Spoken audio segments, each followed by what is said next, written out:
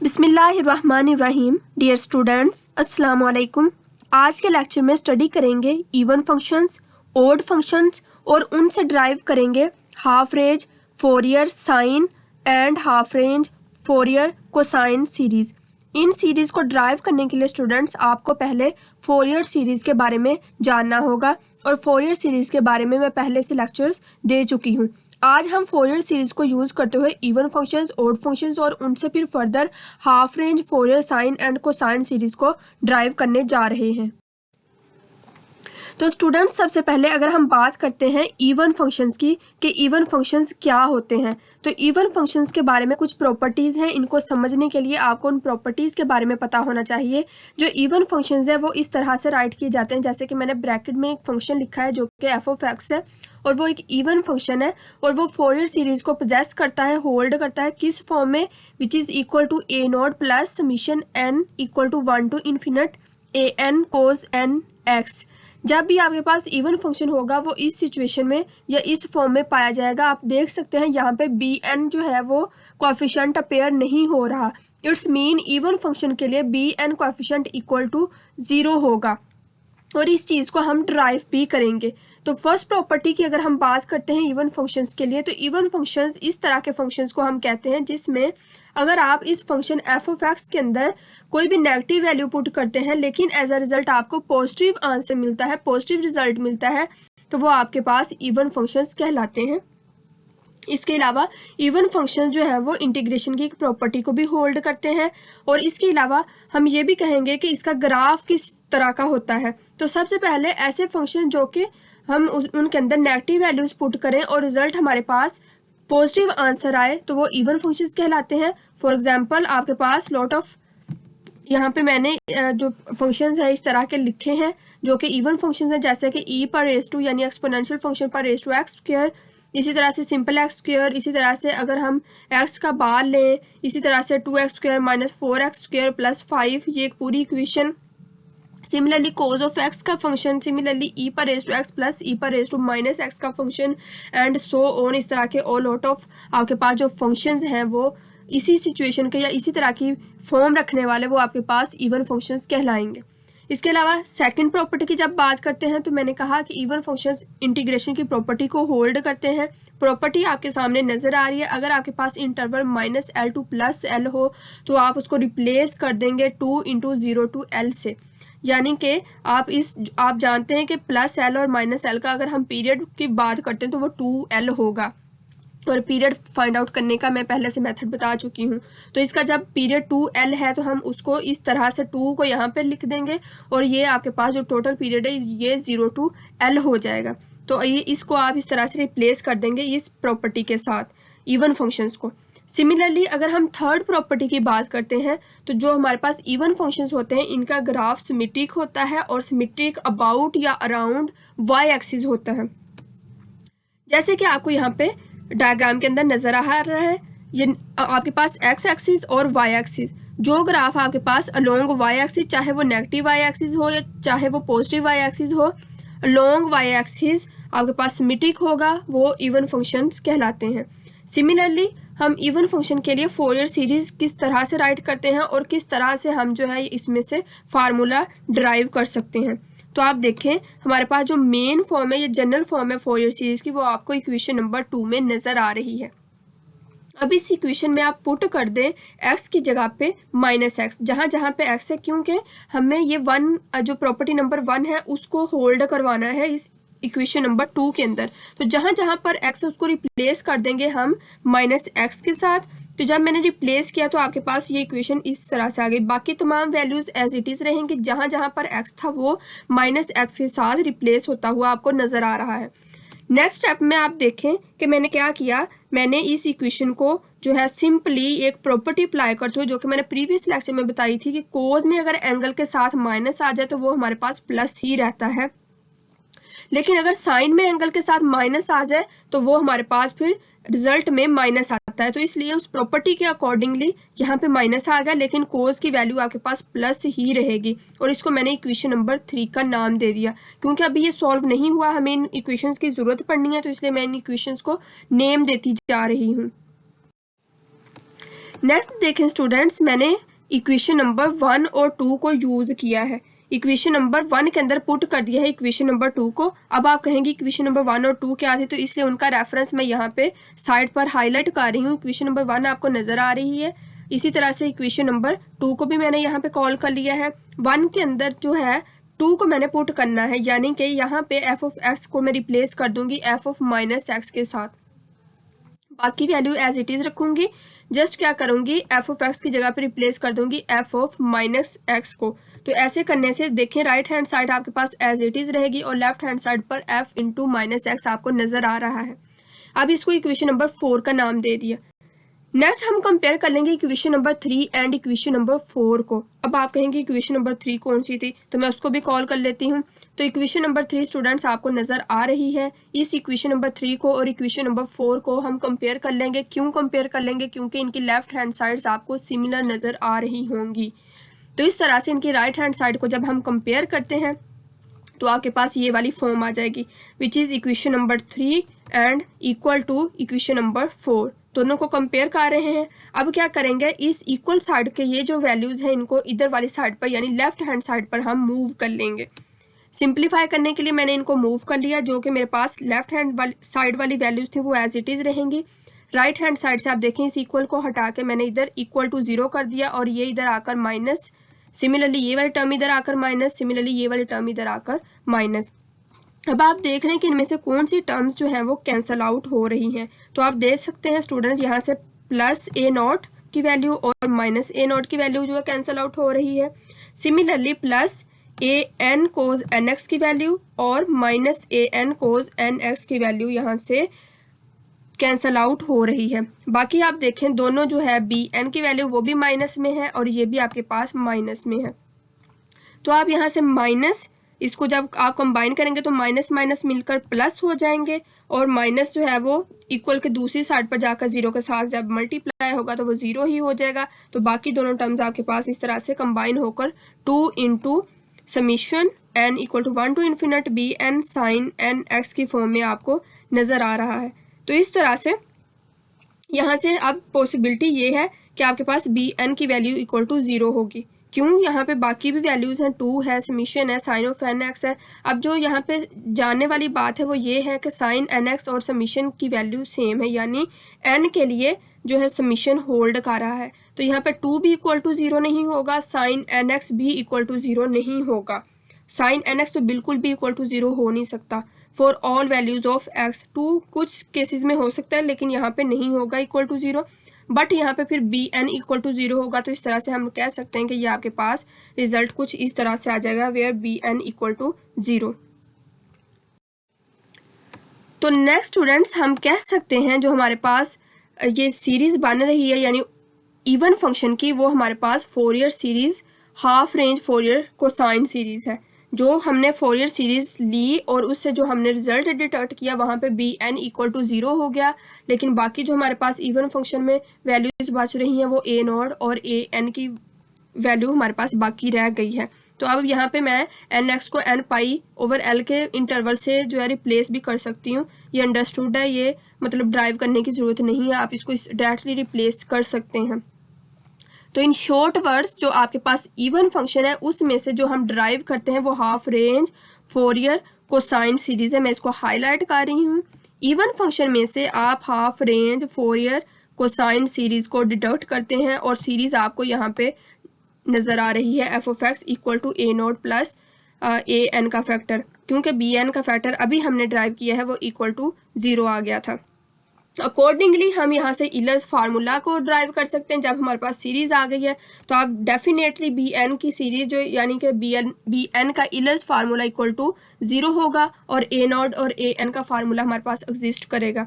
तो as a general हम जानते हैं ए नॉट का फार्मूला क्या होता है, 1/2L integral of minus L two plus L F of x D x. लेकिन जब हम इसके अंदर इंटीग्रेशन की प्रॉपर्टी पुट करेंगे, जो कि प्रॉपर्टी को मैंने कॉल कर लिया है, प्रॉपर्टी आपको नज़र आ रही है, तो जब इस प्रॉपर्टी को हम पुट करेंगे तो अकॉर्डिंगली यानी half range Fourier cosine series जो कि ये वाली है, इसके लिए ए नॉट का फार्मूला आपके पास इस तरह से आपको नज़र आएगा, जो कि a not equal to 2 over 2l, यहाँ से 2 के साथ कैंसिल आउट होने के बाद ये आपके पास जस्ट जो है वो 1/l रह जाएगा। यहाँ से 2 के साथ कैंसिल आउट हो जाएगा, तो बाकी आपके पास just 1/l 0 to l f(x) d(x) रह जाएगा। तो ये आपके पास ए नोट का फार्मूला आ जाएगा half range Fourier cosine series के लिए। सिमिलरली ए एन की जब हम बात करते हैं तो उसका जनरल फार्मूला आपको नज़र आ रहा है 1/l की फॉर्म में, यहाँ पे -l to +l f(x) cos n pi x over l into D x. और जब इसमें हम इंटीग्रेशन की प्रॉपर्टी, यही वाली प्रॉपर्टी हम इंट्रोड्यूस करवाते हैं, तो हम इंटरवल को जस्ट 0 to l चेंज कर देंगे, साथ में 2 को मल्टीप्लाई कर देंगे, तो वो आपके पास सीरीज़ आपको इस तरह से नज़र आ रही है। ए एन के लिए 2/l 0 to l f(x) cos n pi x over l dx, which is again a n coefficient and it is hold for half range Fourier cosine series। Similarly students, जिस तरह से हमने even function को define किया, same properties, same formulas और same methodology को use करते हुए आप ओड फंक्शन को डिफाइन करेंगे। ओड फंक्शन को डिफाइन करने के लिए जो हमारे पास सीरीज आएगी, ये मैं सीरीज जस्ट आपको समझाने के लिए पहले राइट कर दी है, ये हम बाद में डिटर्ट करते हैं, तो इसलिए फिर जो है मैंने यहाँ पर डायरेक्टली राइट कर दिया। आप ये कहेंगे कि ये मैम ने किस तरह से राइट कर दिया। हमने जैसे अभी इवन फंक्शन के लिए ये सीरीज खुद बाद में बना ली, जैसे हमारे पास कोएफिशिएंट इक्वल टू 0 हुआ, तो इसी तरह से हम ओड फंक्शन के लिए भी ये वाली सीरीज को डिडक्ट करेंगे। आप यूँ कह लें कि ये वो प्रूफ है जो हमने करना है ओड फंक्शन की प्रॉपर्टीज़ को यूज़ करते हुए। तो स्टूडेंट, जब हम प्रॉपर्टीज़ की बात करते हैं, यानी कि ओड फंक्शन की प्रॉपर्टीज़ की बात करते हैं, तो इसकी first property same as it is जैसे कि इवन फंक्शंस के लिए थी कि अगर आप फंक्शन f(x) कोई भी फंक्शन उसको नेगेटिव टाइम ऑफ लिखते हैं, यानी कि उस फंक्शन में फंक्शन की वैल्यू के साथ आप माइनस इंट्रोड्यूस करवाते हैं, तो एज अ रिजल्ट वो माइनस उस रिजल्ट के साथ आएगा, उस फंक्शन के साथ आएगा। तो इसको मैंने इक्वेशन नंबर 1 का नाम दे दिया, मुझे इसकी ज़रूरत पड़नी थी। इसके लिए एग्जांपल्स देख लेते हैं। हमारे पास जो फंक्शंस हैं जैसे कि x पर रेज टू क्यूब, x पर raise to cube minus of x, sine of x, x पर raise to 5 minus 3x cube plus 2x, which is a complete equation. Similarly, tangent of x are those type of functions which have the properties of odd functions. इनमें हम अगर minus introduce करवाते हैं तो वो हमें as a result भी minus के साथ यानी नेगेटिव वैल्यूज देंगे। सिमिलरली इसमें कौन सी प्रॉपर्टी हमारे पास होल्ड करती है स्टूडेंट्स, तो हमारे पास ओड फंक्शन के लिए जो इंटीग्रेशन की प्रॉपर्टी है उसमें हमारे पास ये जो इंटीग्रल है वो डायरेक्टली इक्वल टू 0 आएगा, जैसे कि आपको यहाँ पे नज़र आ रहा है राइट किया हुआ एक्सप्रेशन। जो हमारे पास ये वाला एक्सप्रेशन, इसको हम डायरेक्टली इक्वल टू 0 पुट करेंगे ओड फंक्शंस के लिए। सिमिलरली अगर हम बात करते हैं ग्राफ की कि हमारे पास ओड फंक्शन का ग्राफ किस तरह से होगा, तो जो ओड फंक्शंस होते हैं इसका ग्राफ भी सिमेट्रिक होता है, लेकिन ये अबाउट ओरिजिन होता है। ओ पॉइंट के अबाउट ये आपके पास जो है ग्राफ सिमेट्रिक होगा, जैसे कि आपको डायग्राम में नज़र आ रहा है। ये 3 डिफरेंट काइंड ऑफ डायग्राम्स हैं जहाँ पे पॉइंट जो है ओ, उसमें ग्राफ आपके पास सिमेट्रिक नज़र आ रहा है, चाहे वो आपके पास इस तरह से वर्टिकल लाइन हो, इस तरह से आपके पास ग्राफिकली हो, तो वो यहाँ पे ओरिजिन को जहाँ पे पॉइंट मीट कर जाएं या वैल्यूज़ आपके पास वेरी कर रही हों अलोंग ओरिजिन, तो वो आपके पास ओड फंक्शन का सिमेट्रिकली ग्राफ होगा। यहाँ पे एक और बात स्टूडेंट्स याद रखने वाली है, नोट करने वाली है कि ये जो जब ये प्रॉपर्टी हम अप्लाई कर देते हैं तो यहाँ पे ए नोट की वैल्यू डायरेक्टली इक्वल टू 0 हो जाती है। क्योंकि आप जानते हैं ए नोट का फार्मूला, ये जो वैल्यू है ये वैसे ही इक्वल टू ए नोट का फार्मूला है, तो इसलिए मैंने यहाँ पे लिख दिया है, हाईलाइट कर दिया है, according to property number 2 A not equal to 0 for odd function. Odd function के लिए ये प्रॉपर्टी या ये वैल्यू इक्वल टू 0 है। तो इस तरह से हमारे पास एक बात तो यहाँ पे ओड फंक्शन में स्टार्टिंग पर ही प्रूफ हो जाती है कि ए नोट की वैल्यू ओड फंक्शन के लिए इक्वल टू 0 आएगी। इट्स मीन यहाँ पे ए नोट का फंक्शन इस सीरीज में अपेयर नहीं होगा जैसे कि इवन फंक्शन में अपेयर हो रहा था। तो सिमिलरली अब यहाँ पे अगेन सीरीज में हमें बी एन नज़र आ रहा है, तो इट्स मीन ए एन का फंक्शन भी अपेयर नहीं होगा। उसके लिए हम सीरीज राइट करके देख लेते हैं। जब हम फोरियर सीरीज राइट करते हैं ओड फंक्शन के लिए, तो वो आपको इक्वेशन नंबर बी में नज़र आ रही है, जो कि सिंपल फॉर्म है, मैंने सिंपलेस्ट फॉर्म में उसको राइट किया। उसके बाद सेम स्टेप्स को यूज़ करते हुए एक्स को रिप्लेस करूँगी माइनस एक्स के साथ। आप देख सकते हैं रिप्लेस करने के बाद जस्ट मैंने प्रॉपर्टी अप्लाई की, कोस का फंक्शन प्लस में आएगा, साइन का फंक्शन माइनस में आएगा प्रीवियस लेक्चर के रेफरेंस से, और इसको मैंने इक्वेशन नंबर सी का नाम दे दिया। नेक्स्ट स्टेप में देखें स्टूडेंट्स, मैं इक्वेशन नंबर ए, बी और सी को कॉल कर लेती हूँ क्योंकि हमें उनकी ज़रूरत पड़नी है। मैंने इक्वेशन नंबर ए को यूज़ करना है इक्वेशन नंबर बी में और सी को एज इट इज़ रखते हुए मैंने कंपेयर करना है। यहाँ पे इक्वेशन नंबर सी आपको नज़र आ रही है, इसको एज इट इज़ रखेंगे और इक्वेशन नंबर बी में ए को यूज़ करेंगे। किस तरह से यूज़ करेंगे देखें स्टूडेंट्स, पहले जस्ट लेफ्ट हैंड साइड पर आप इसको रिप्लेस कर देंगे एफ ऑफ माइनस एक्स के साथ, यानी कि x की जगह पे माइनस एक्स और उसके बाद फिर आप इसको रिप्लेस कर देंगे। उस माइनस को आप बाहर कॉमन लेते हुए एफ ऑफ एक्स को एज इट इज़ रखेंगे। कैसे देखें, जब मैं इस सीरीज़ को राइट करती हूँ तो ये आपको लेफ्ट हैंड साइड पर जो फंक्शन नज़र आ रहा है वो जस्ट इक्वेशन नंबर सी का पार्ट है, यानी ए नॉट और दिस टर्म यानी लेफ्ट हैंड साइड पर ये इक्वेशन नंबर सी को मैंने एज इट इज़ इधर राइट कर लिया है। सिमिलरली जो आपको राइट हैंड साइड पर फैक्टर नज़र आ रहा है वो मैंने यहाँ से माइनस को इक्वेशन नंबर ए के माइनस को कॉमन लेते हुए और एफ ऑफ एक्स की वैल्यू जो है वो इसके अंदर यूज़ की है और इसको फिर कंपेयर किया है सी के साथ। तो ये इधर पूरे फैक्टर के साथ माइनस है तो इट्स मीन ये दूसरी साइड पर जाकर यानी इक्वल की दूसरी साइड पर जाकर ये सारे प्लस हो जाएंगे। और हम देख लेते हैं इनमें से कैंसिल आउट कौन सा फैक्टर हो रहा है, तो इसमें से हमारे पास बी एन वाला फैक्टर कैंसिल आउट हो रहा है, बाकी ए नॉट और ए एन का फैक्टर हमारे पास बाकी बच रहा है। तो ए नॉट की वैल्यू को यानी कि इस ए नॉट की वैल्यू को और इस ए नॉट की वैल्यू को कंबाइन करने का 2a नॉट हो जाएगा। सिमिलरली कोज एन एक्स की वैल्यू को कोज एन एक्स की वैल्यू के साथ कंबाइन करेंगे तो वो 2an कोज एन एक्स हो जाएगा। सिमिलरली स्टूडेंट्स, हमने ए नॉट को डिफाइन कर दिया है प्रॉपर्टी नंबर 2 में प्रीवियस स्लाइड में कि वो हमारे पास इक्वल टू 0 है, जो कि प्रॉपर्टी के थ्रू हमने उसको डायरेक्टली डिफाइन किया। तो इट्स मीन फिर हम पुट कर सकते हैं कि यहाँ पे ए नॉट की वैल्यू अगेन इक्वल टू 0 है। तो जो बाकी आपके पास रह जाएगी वो जस्ट कोज की फॉर्म में ये फैक्टर रह जाएगा जो कि ए एन है और इसमें 3 पॉसिबिलिटीज़ हैं, या कि 2 इक्वल टू 0 है या फिर कोज एन एस इक्वल टू 0 या फिर ए एन इक्वल टू 0 है।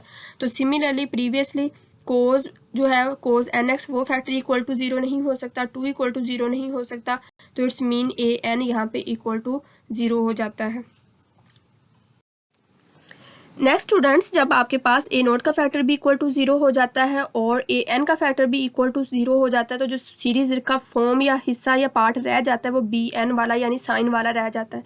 तो इस तरह से हम इसको कह सकते हैं कि जो फंक्शन में एक कोएफिशिएंट बाकी बचा है वो हमारे पास half range Fourier sine series कहलाता है फॉर ओड फंक्शन के लिए, यानी ओड फंक्शन में जो आपके पास फोरियर सीरीज़ का हिस्सा रह जाता है वो half range Fourier sine series कहलाता है। तो अकॉर्डिंगली हम इसका जस्ट जो फैक्टर फाइंड आउट करेंगे, इलस फार्मूला फाइंड आउट करेंगे, वो हमारे पास जस्ट फिर बी एन का फैक्टर ड्राइव करना होगा और बी एन का जो जनरल फार्मूला है वो आपको यहाँ पे नज़र आ रहा है। B N is equal to 1/L integral of -L to +L F X sine N pi X over L dx, ये जनरल फार्मूला है।